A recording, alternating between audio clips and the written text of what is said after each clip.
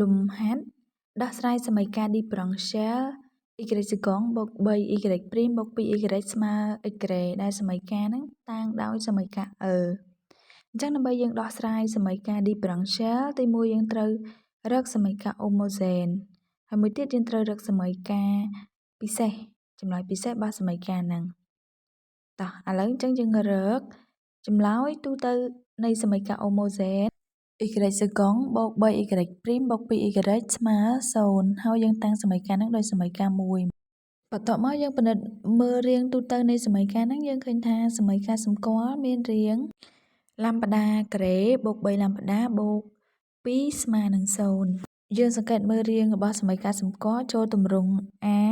ដក b បូក c ស្មើ0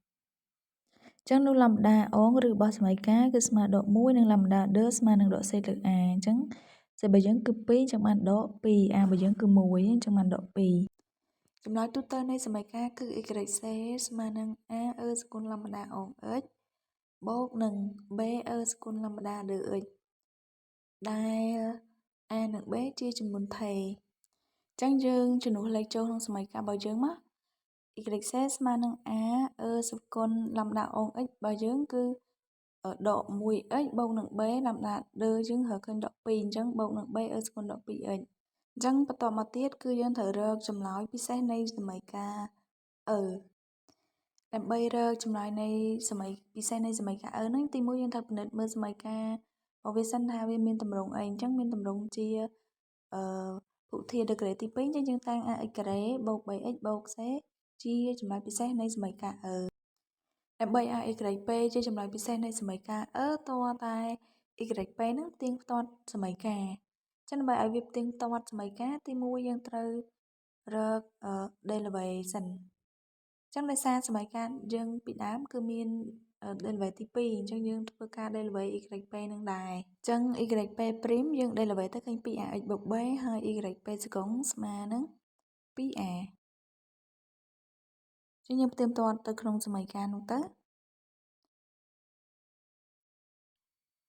y p សកុងរបស់យើងមិនគឺឃើញ 2a បូកឲ្យ3 y p ព្រីមរបស់យើងគឺ 2ax បូក b បូកនឹង2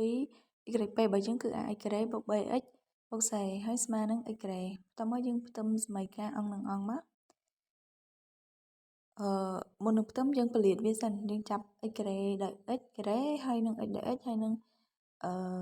ចំនួនពិតដោយចំនួនពិតចឹងយើងគុណពលាតឲ្យចាប់មកតមកយើង